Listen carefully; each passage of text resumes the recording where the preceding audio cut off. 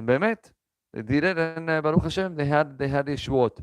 So I understand that it sometimes may be hard, so at least mix. At least do some mix, and then you will have also this great berachah that the Gemara is telling us. My dear friends, I want to share with you a beautiful Dvar Torah that I got from my brother-in-law in New York, and it says like this: we had two parashiot, correct? We had Parashat Hukat and Parashat Balak. Parashat Hukat is talking about Paraduma, but we have an incident that it's a very hard incident to understand. We have Moshe Rabbeinu being asked from Borei Olam, go and speak to the rock, right? And he will take out water.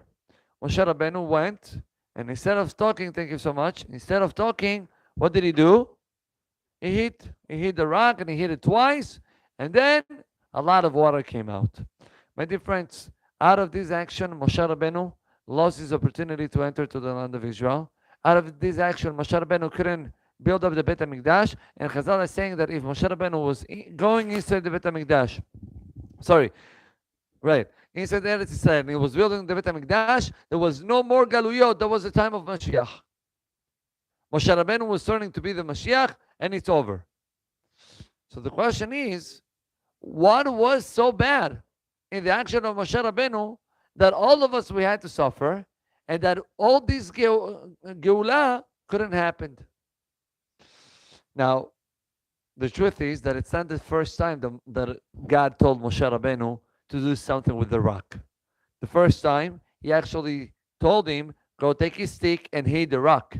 And that's what he did. So what happened? All of a sudden, instead of hitting the rock, he spoke to the rock. The opposite. Instead of talking to the rock, he hit the rock. Bar Minan, the worst avon, you cannot go inside Israel. What's wrong over here? The pasuk says, "Ya'an lo he'emantem bi le'akdisheni."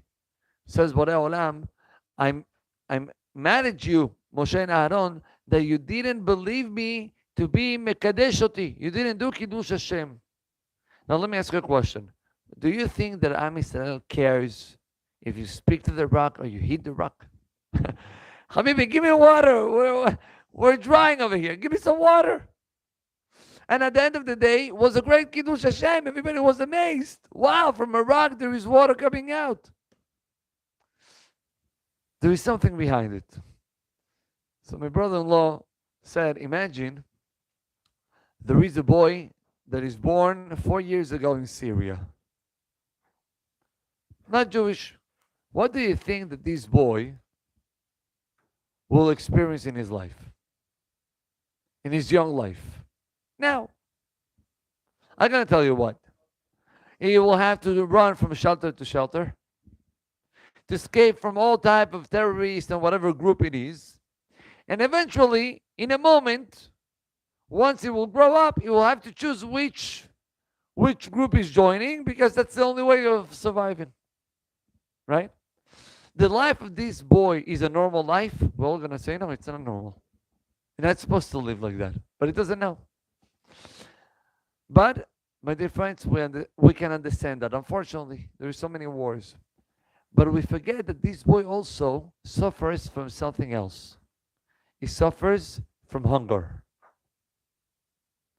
Suffering from hunger, it's not something that we don't even understand what that means. Baruch Hashem. Today, you go to any supermarket, Shefa.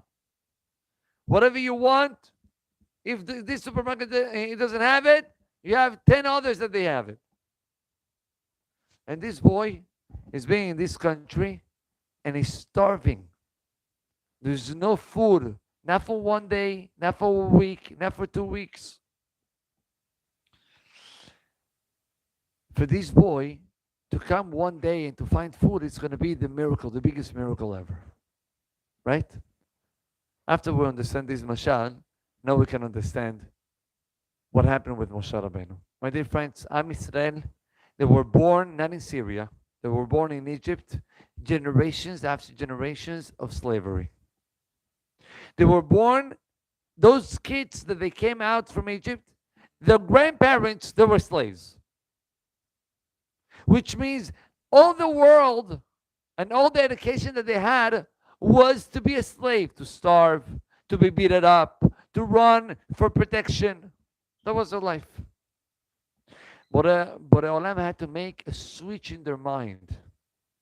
You know what Borei Olam did? The 10 plagues. You know how they're called in Hebrew? How they're called? Makot. Makot.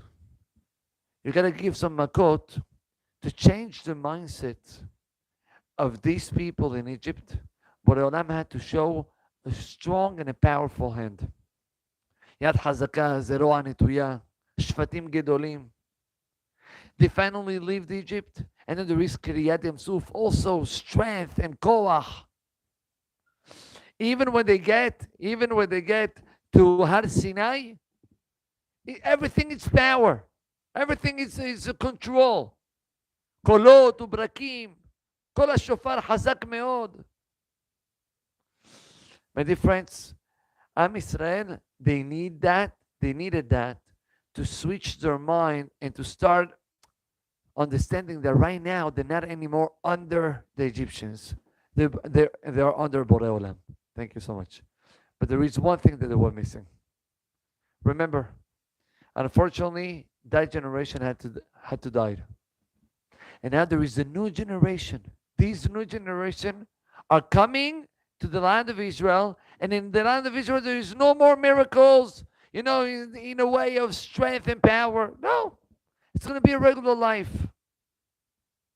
They got to get ready. Says HaKadosh Baruch Hu to Moshe Rabbeinu, they need right now a miracle.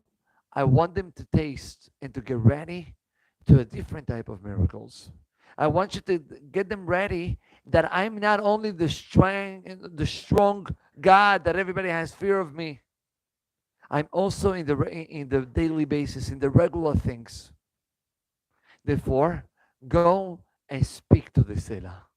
Say Chazal, what did Moshe Rabbeinu was supposed to tell the Selah? What? Rock, bring some water?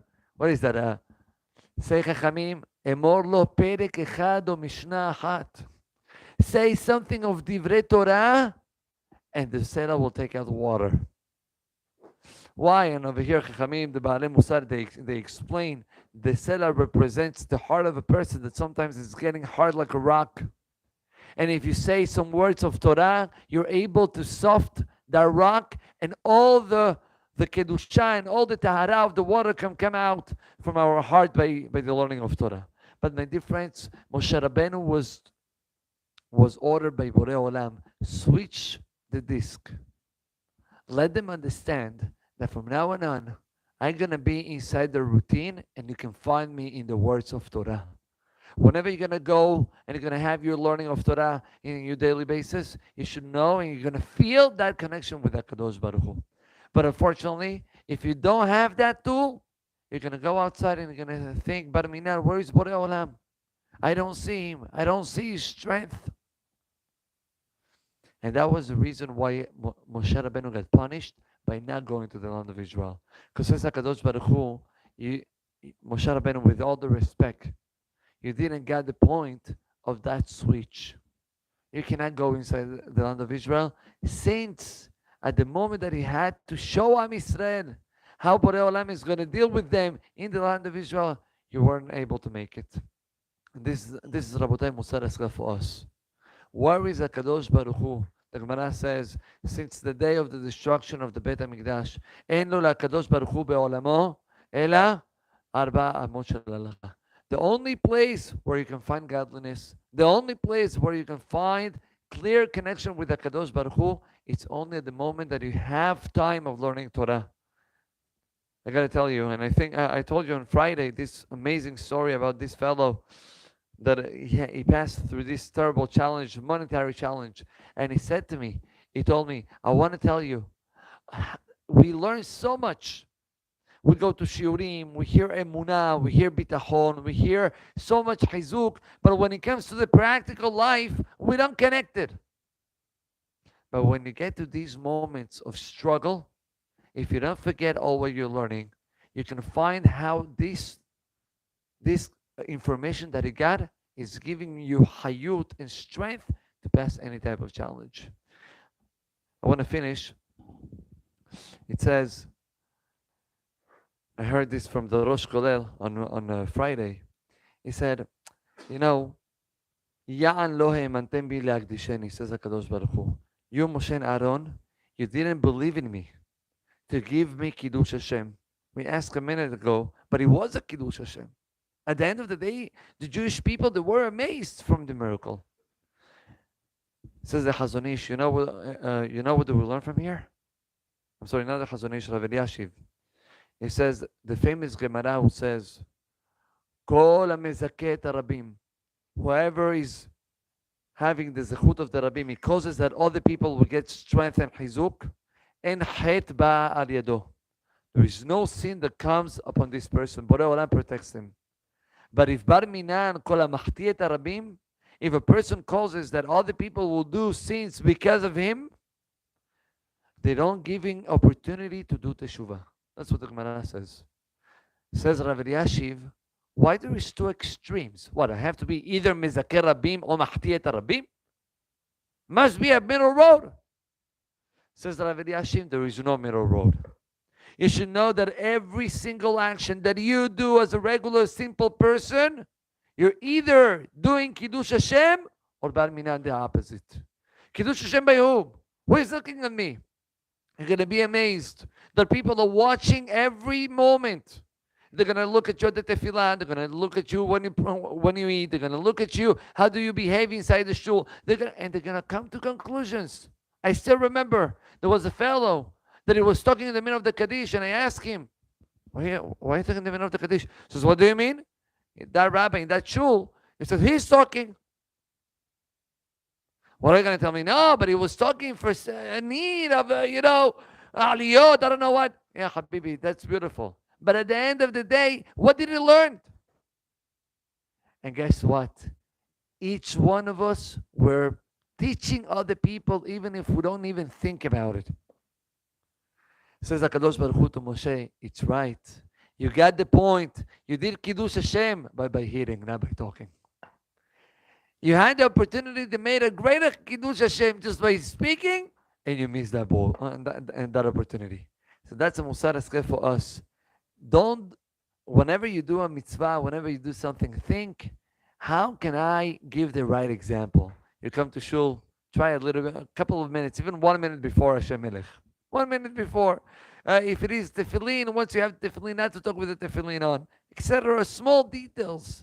And you're going to be amazed how your chizuk is going to give chizuk to other people. And then the zechut of all of these people are turning to be your zechut. Baruch Adonai Le'olam. Amen ve'amen. Rabbi Hananel ben Achash Omer, Atzai Kadosh Baruch Hu, Zakat Yisrael Fichach.